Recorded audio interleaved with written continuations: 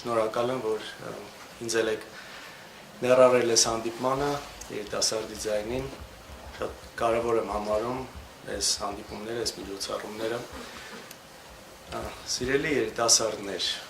երբ ես ստացա հրավերը մասնակցելու այս միջոցառմանը ու խորագիրը ինչ է ուժեղ պետությունը երիտասարդի տեսանկյունից,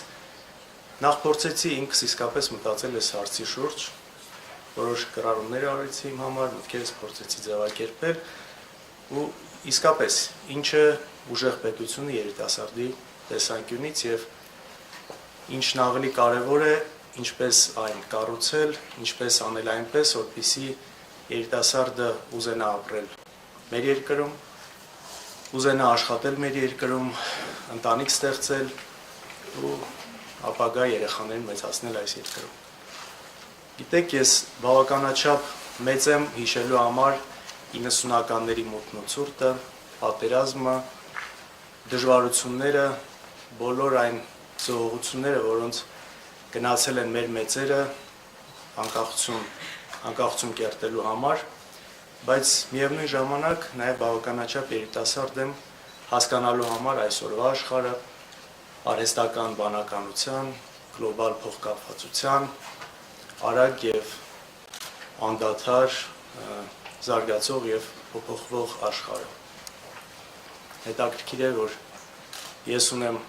եւ 20 տարեկան ընկեր, եւ 60 տարեկան ընկեր եւ այս իմաստով որոշ առումով ինձ նաև այսպես կամուրջ եմ զգում այս ամենի միջև։ Հատկապես վերջին տարիներին մեր երկրում խոսույթը կարծես ավելի շատ գոյատևման մասին լինի։ Մեզ փորձում են համոզել, որ ուժեղ երկիրը այն երկիրն է, որը ավելորդ աղմուկ չի բարձրացնում եւ զիջում է իր արժանապատվությունը այսպես քարտեզի վրա աննկատ գոյատևելու համար։ Ես արմատապես մերժում եմ դա։ Կարծում եմ, որ ուժեղ երկիրը այն երկիրը չէ, որ պարզապես գոյատևում է եւ ոչ թե պարզապես իր երկրի սահմանները պաշտպանում, այլ պաշտպանում է նաեւ իր քաղաքացու արժանապատվությունը։ Ուժեղ պետությունը այն պետությունն է, որի քաղաքացի լինելով դու կարող ես ճանապարհորդել աշխարհով մեկ, ամեն տեղ անել քո անձնագիրը եւ զգալ բացարձակ հպարտություն։ Ոչ թե խղճահարություն կամ անհանգստություն, այլ հարգանք։ Գիտեք, ուժեղ պետություն ունենալու տեսանկյունից ես չափազանց շատ եմ կարևորում ազգային ինքնությունը։ Եվ կարծում եմ, սա իսկապես պետք է լինի մեր առաջ շարժվելու հիմքում։ Կարող է որոշները սա փորձեն ներկայացնել որպես հետադիմություն, բայց ես համաձայն չեմ սրա հետ։ Եթե ուզում ենք կառուցել օրինակ երկնաքեր, առաջին հերթին պետք է ունենաս ամուր հիմք։ Նույնը պետության դեպքում է։ Ինչպես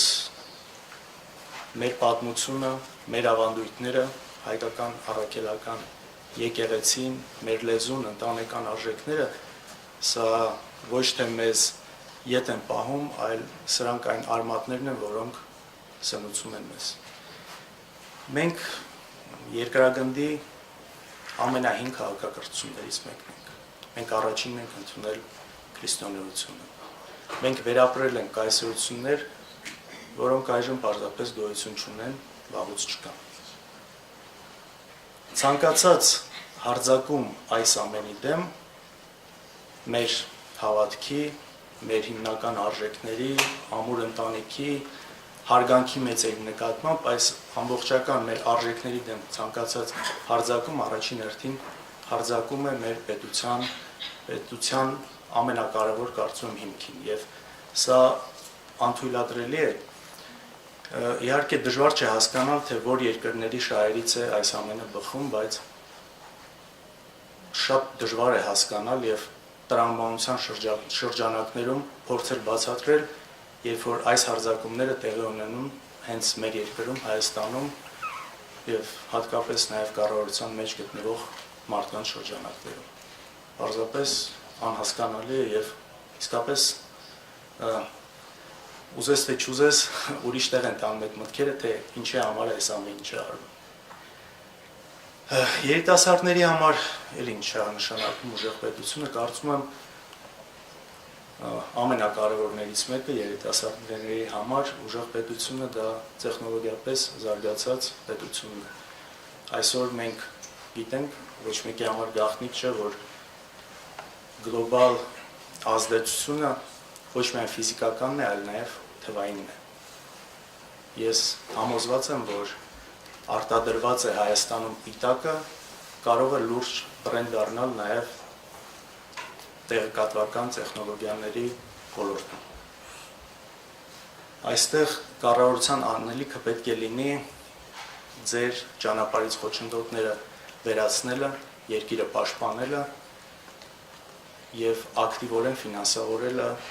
կրթությունն ու հետազոտությունները առանց բյուրոկրատական ավելորդ քաշքշուկների։ Ինչպես գիտեք, մի քանի ամսից մեր երկրում վճռորոշ ընտրություններ են։ Դուք կլսեք շատ խոստումներ, կփորձեն համոզել, որ այս անվերջանալի թվացող զիջումներն են ճանապարհը, որպեսզի մենք ունենանք ուժեղ պետություն։ Կլինի նաև կարծում եմ կա վախի սերմանում, կփորձեն համոզել, որ հավակնոտ լինելը վտանգավոր է։ Ես այստեղ եմ ասելու, որ ճիշտ հակառակը, թուլությունն է ամենավտանգավորը։ Եվ միայն ուժեղ, վստահ ու միասնական Հայաստանն է, որ կարող է ապահովել խաղաղությունը մեր երկրում։ Սրանք կարծում եմ այլընտրանք չկա։ Մեզ պետք է կառավարություն, որը մեր ազգային ինքնությունը ոչ թե համարում է բեռ, այլ առավելություն։ Կառավարություն, որի համար ազգային արժանապատվությունը առաջնահերթություն է։ Եթե փորձեմ ամփոփել, այսպես ինչ է նշանակում ամեն դեպքում ուժեղ պետություն երիտասարդի այս տեսանկյունից, նախ կարծում եմ դա այն Հայաստանն է, որն անբեկանելիորեն հայկական է եւ պաշտպանված։ Դա Հայաստանն է, որը տեխնոլոգիապես զարգացած է, եւ դա Հայաստանն է, որտեղ ընտանիքները մնում են ամուր, միասնական, հավատքը ամրացնում է մեզ եւ որտեղ ձեր ապագան բարեկեցիկ է եւ ապահով։ Հիմա այս ամենը ինքն իրեն չի լինելու։ Այս ամենում պետք է ձեր էներգիան, ձեր ժամանակակից մոտեցումները, ինտելեկտը եւ այո, նաեւ ձեր առողջ քննադատությունը։ Պետք չէ մեկուսանալ քաղաքական գործընթացներից, պետք չէ դրանցից վախենալ, պետք չէ հուսահատ։ Ապացիան հենց ամենավտանգավոր